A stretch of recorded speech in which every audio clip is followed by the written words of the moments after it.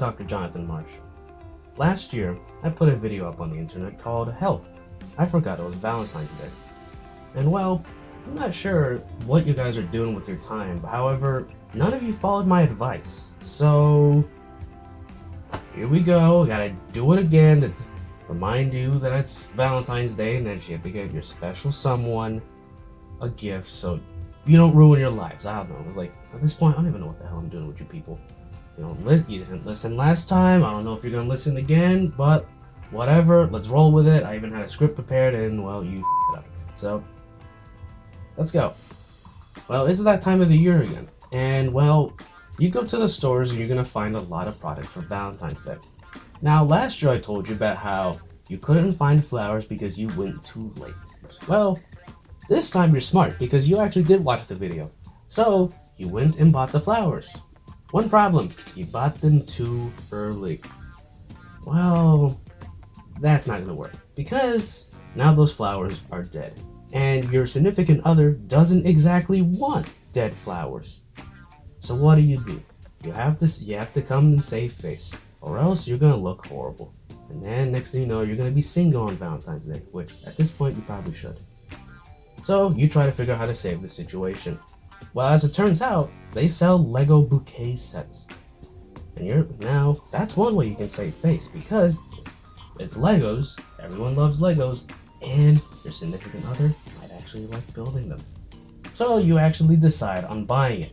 One problem, it's $60. Now normally for a normal person, you're not gonna freak out at the sight of a $60 Lego set.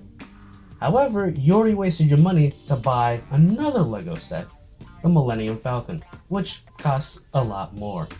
Well, what do you do now? Well, luckily for you, you still have a box of Legos still left over in your parents' basement. So you grab them just a random amount of bricks and you decide to make yourself a Lego heart. Something like this. Well, you think you might have saved your relationship. Perhaps. However, let's say your significant other doesn't want flowers. It's pretty reasonable. A lot of people don't like flowers because of their smell or because it gives them allergies. Well, you can always resort to chocolate.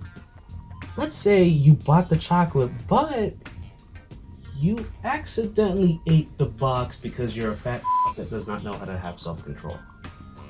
Well, you already ate the box of chocolates, you already look horrible, and the only box of chocolate thing you have in your brain is the Forrest Gump line about life being a box of chocolates. Life was like a box of chocolates. Well, this time you don't know what you're about to get because if you're lucky, you're gonna get broken up with. If you're not lucky, you're gonna get killed. However, instead of buying another box of chocolates because by this point in time, they're already sold out. So, what do? Instead of getting them a box of chocolates, you're kind of out of options. You can't really give them flowers because at this point in time, they're already sold out and your significant other doesn't like them, which is why you're watching this part of the video. And, well, you also don't have money for a Lego bouquet. So what do? Well, as it turns out, you want to take them out for dinner because it's actually an anniversary of yours, which is very surprising considering you are watching this video and you are about to lose your mission. Anyway, so you decide to invite them to a dinner. You actually saved up enough money to pay for a reservation for two at a most fancy restaurant closest to you. So you had the money saved up, but you never made the reservation. You made the reservation 2 days before Valentine's Day, so you didn't find any open seats. You tried looking at the other fancy restaurants around your area and your price range, and they're also full because everyone actually got the reservations on time for Valentine's Day. So you gotta think real hard. You still want to take them out for dinner. You kind of already mentioned that you're going to take them out for dinner. So what do? Well, you have to make the dinner yourself. You want to take them out for dinner because you're not exactly a great cook. It's understandable. Most of us grow up to be lazy fucks these days. Look at me. I don't even know what the hell I'm doing in this white void. So you try to figure something out. You went through all the cookbooks that your mother had lying around, also in her basement for some reason, and you decide to cook one of the best meals that you can find on there that you think your significant other might like. Either way, with your mother's help, you actually cook up the best meal that you can, with a little bit of advice from your father since you probably up the same way he did. Anyways, you come together with a very beautiful meal and you present it to your significant other, and you save your relationship. As I said last year, do this in a timely manner.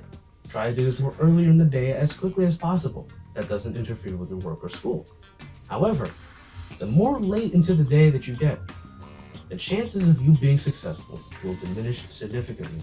And if you accidentally wait until after the clock strikes 12 on February 15th, game over, you're officially single. Anyways, I'm Dr. Jonathan Marsh. Thank you for watching this video, and I'll see you next time for Help, I'm Dating a Swiftie. See you soon.